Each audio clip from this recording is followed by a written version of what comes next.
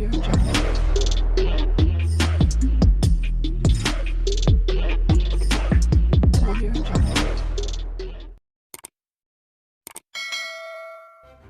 kasih kerana memilih channel ini. Sebelum kita mulakan video ini, sila pertimbangkan untuk menekan butang like, share dan subscribe dan aktifkan butang lonceng anda agar anda sentiasa mendapat info-info percuma pada setiap hari dari channel kami. Dan tinggalkan komen anda kerana komen anda amatlah dihargai.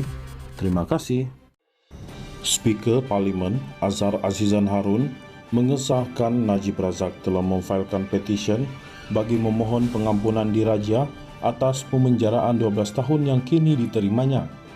Sehubungan itu, katanya, status Najib sebagai ahli Parlimen Pekan tidak terlucut dan kekal sehinggalah permohonan pengampunannya dibereskan.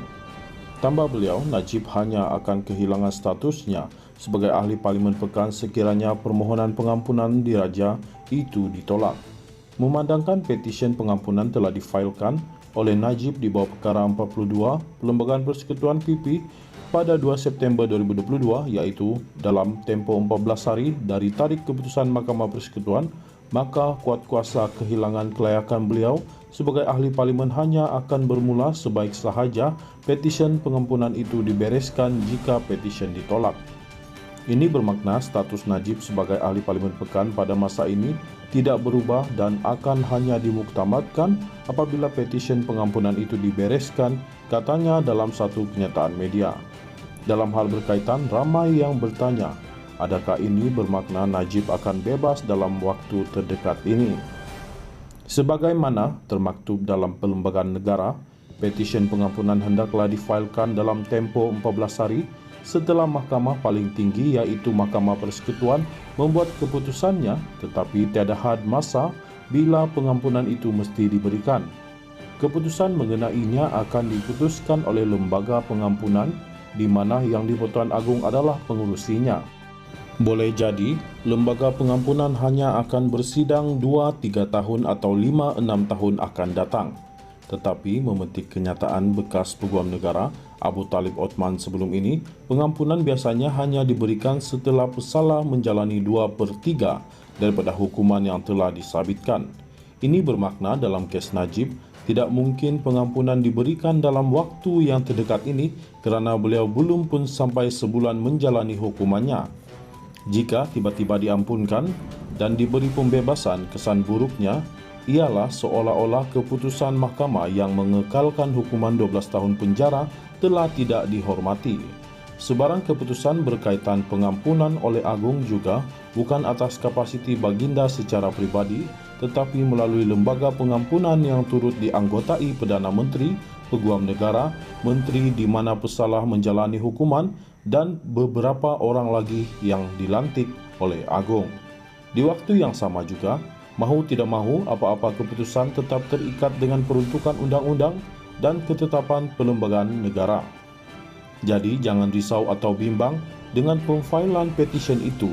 Ia tidak menggambarkan pengampunan akan diberikan dalam waktu terdekat ini atau dalam erti kata lain Najib bakal dibebaskan tidak lama lagi. Cuma, peruntukan perlembagaan menetapkan begitu, iaitu jika ingin memohon pengampunan diraja bagi mengelakkan status ahli Parlimen terlucut, ia hendaklah dilakukan dalam tempoh 14 hari. Namun, lembaga pengampunan tidak terikat dengan tempoh masa tertentu untuk memberi pengampunan atau membuat keputusannya. Berkaitan kes Najib khususnya, memberi pengampunan diraja dalam waktu terdekat turut terhalang kerana beliau masih mempunyai 4 kes lagi yang sedang dibicarakan di mahkamah.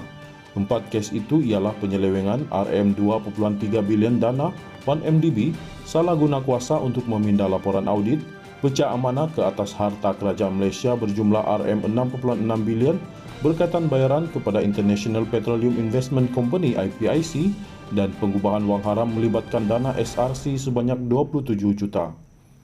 Dalam hal ini, bagaimana lembaga pengampunan mahu memberikan pengampunan jika Najib masih ada kes yang belum selesai? Jika didapati bersalah lagi selepas ini dalam semua kes yang dihadapinya, sedangkan pengampunan hukuman berkaitan SRC International katalah sudah diberikan, apakah selepas itu lembaga pengampunan perlu memberi pengampunan sehingga 4 kali lagi kepada Najib? Lawaklah pula jadinya asyik-asyik kes Najib saja hendak diampunkan oleh Agong. Paling rasional, lembaga pengampunan harus bersidang ialah setelah Najib selesai dalam semua kes mahkamahnya serta setelah menjalani sebahagian besar daripada tahun hukuman yang diterimanya. Atau jika mahu cepat, Najib mesti mengaku bersalah atas keempat-empat kesnya yang belum selesai itu dan kemudian setelah semua hukuman dirangkumkan serta menjalani kehidupan di penjara selama beberapa tahun, ketika itu mungkin ada kewajaran untuk lembaga pengampunan memberi pengampunan kepadanya. Tetapi sediakah Najib mengaku bersalah atas semua kes itu yang ia dengan sendirinya, bermakna beliau mengakui secara keseluruhan penglibatannya dalam skandal 1MDB.